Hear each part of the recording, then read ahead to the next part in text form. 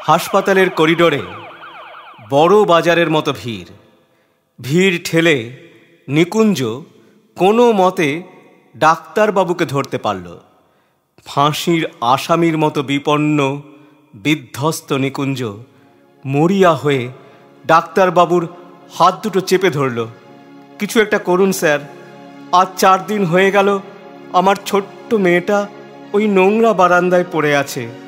বড় ডাক্তারবাবু বিরক্ত হলেন। চারপাশে ভিড় করা হবু ডাক্তারের দল হৈ হৈ করে উঠল, পথ ছাড়ুন, স্যারকে যেতে দিন, বেড সিট এসব আমাদের দেখার কথা নয়, আপনি আসল জায়গায় যান।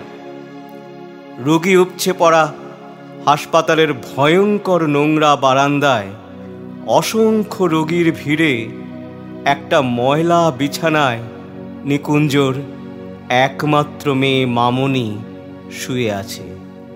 ফ্যাকাশে মুখ, হাতে ফোটানো স্যালাইনের ছুঁচ, চোখ ঢুকে গেছে কোটরে। জুতোর দোকানের সামান্য মাইনের কর্মচারী নিকুঞ্জ। তার আদরের মেয়ে মামনির কঠিন অসুখ, ডায়ালিসিস করতে হবে, ডাক্তারের বিধান। নিকুঞ্জ গত 4 দিন উদ্ভ্রান্তের মতো ছুটছে। পাড়ার এমএলএ থেকে রাইটার্সের আমলাদের ঘর নিকুঞ্জ ছুটে বেড়াচ্ছে অপরাধীর মতো।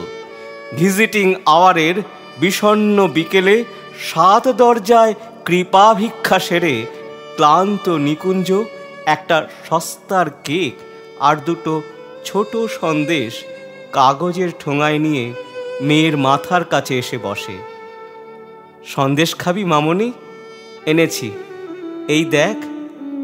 যেন কোনো গভীর অতল থেকে ক্ষীণ স্বরে মেয়ে বলে, বাবা, আমার ছুটি কবে হবে বাবা?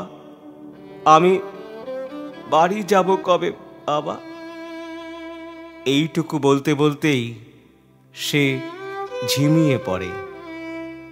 নিকুঞ্জ মেয়ের মাথায় হাত বোলায়, সন্দেশটা খেয়ে নে মা।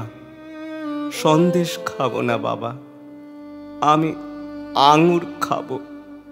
ওই যে ঘরের ভেতর দেখো, ওই বিছানায় ওই মেয়েটা রোজ আপেল খায়, আঙুর খায়, আমি আঙুর খাবো বাবা। নিকুঞ্জ ভেতরের হল ঘরে বিছানায় শুয়ে থাকা ফুটফুটে মেয়েটিকে দেখে, তারপর ধীরে ধীরে বলে, আচ্ছা মা, কাল নিয়ে আসবো আঙুর। পাড়ার এমএলএ দয়ালু হাতে চিঠি দিয়েছেন মন্ত্রীর সিএকে। তিনি চিরকুট পাঠিয়েছেন আরেক আমলাকে, আমলা নোট পাঠিয়েছেন হাসপাতালের সুপারকে। কিন্তু গত কদিনে নিকুঞ্জর সমস্ত উদ্বেগ উৎকণ্ঠাকে তুচ্ছ করে সে নোট এখনো গিয়ে পৌঁছয়নি হাসপাতালে। নোট গেলে বিনা খরচে মামনির ডায়ালিসিস করা হবে। নোট যায়নি, দিন চলে যাচ্ছে, রাইটার্সে ছুটি চলছে। গরিব নিকুঞ্জ সারা দিন জুতোর দোকানে মানুষের পায়ে জুতো পরায়। অন্যমনস্ক, কাজে ভুল হয়ে যায় বারবার। মালিক ধমক লাগায়। একটা নধর পায়ে জুতো পরাতে পরাতে নিকুঞ্জর ইচ্ছে হয় পয়সাওয়ালা খদ্দেরের পা দুটো চেপে ধরে বলে, স্যার, আমার একমাত্র মেয়ে পয়সার অভাবে হাসপাতালের নোংরা বারান্দায় একা পড়ে রয়েছে, তার চিকিৎসা হচ্ছে না, দিন না স্যার কয়েক হাজার টাকা, আমি সারা জীবন আপনার গোলাম হয়ে থাকব। কিন্তু এসব বলা হয়ে ওঠে না নিকুঞ্জর। কাজের ফাঁকে ফাঁকে শুধু দীর্ঘ শ্বাস পড়তে থাকে।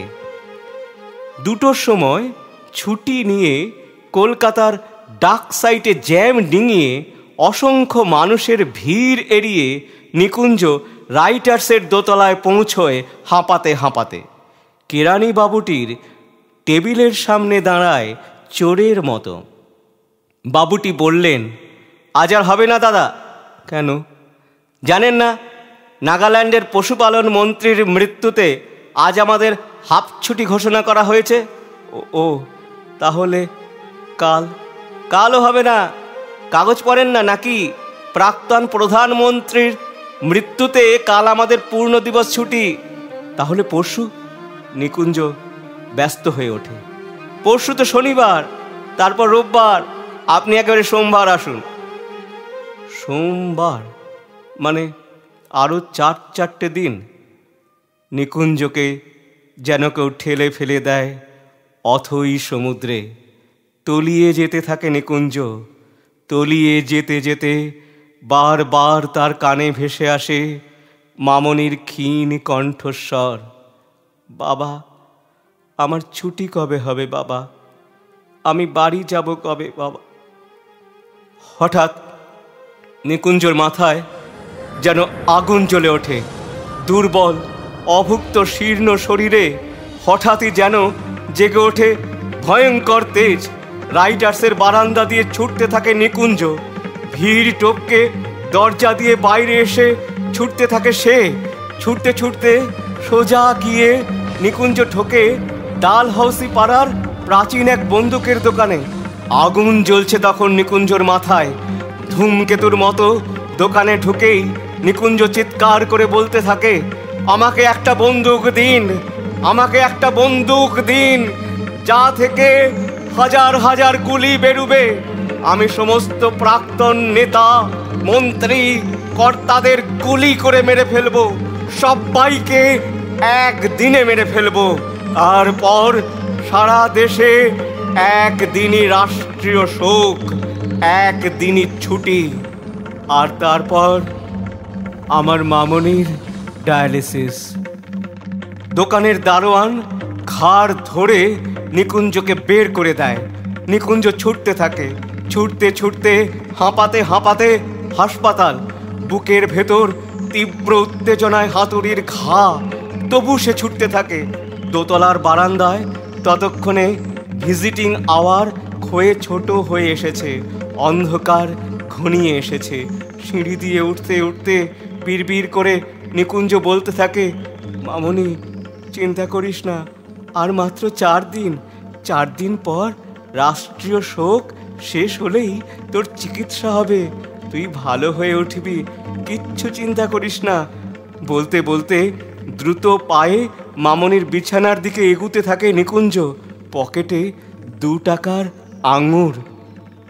হঠাৎ ঝপ করে লোডশেডিংয়ের মতো নিকুঞ্জর চোখের সামনে সব কিছু অন্ধকার হয়ে যায়। মামনির বিছানাটা খালি। মামনি কোথায়? কোথায় মামনি? নিকুঞ্জর চিৎকারে একজন নার্স এগিয়ে আসে। নিকুঞ্জের বিধ্বস্ত মুখের দিকে তাকিয়ে একটু থমকে যায়। তারপর স্পষ্ট স্বরে বলে, আজ দুপুরে আপনার মেয়ের ছুটি হয়ে গেছে। কেমন বাবা আপনি? এ কদিনে একটা ফ্রি ডায়ালিসিস অর্ডার বের করতে পারলেন না? নিকুঞ্জ পাথর হয়ে গেল।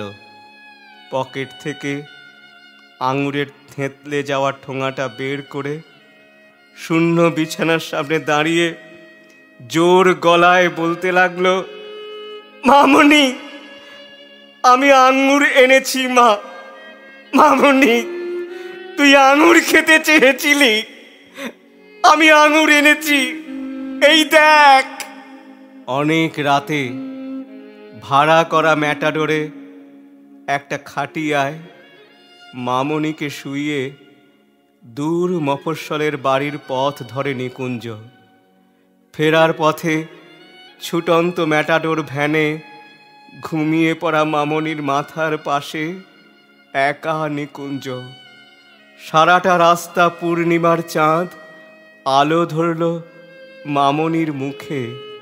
এক আকাশ নক্ষত্র আলো বিছিয়ে রাখল মামনির ঘরে ফেরার পথে। আর নিকুঞ্জ শুনতে পেল নক্ষত্র চাঁদ সবাই বলছে আমাদের ছুটি নেই নিকুঞ্জ, আমরা আলো জেলে রেখেছি তোমার মামনির জন্য, আমরা আলো জেলে রেখেছি। ভোরের আলো তখন সবে ফুটছে, ম্যাটাডোর ভ্যান এসে থামল নিকুঞ্জর ভাঙা বাড়ির দরজায়। নিকুঞ্জর বউ পাগলের মতো ছুটে এলো, এনেছো আমার মেয়েকে, এনেছো? পাথর হয়ে যাওয়া নিকুঞ্জ কান্নায় তুমুল ভেঙে পড়ে বারবার বলতে লাগলো, তোমার মামনির ছুটি হয়ে গেছে, তোমার মামনির ছুটি হয়ে গেছে।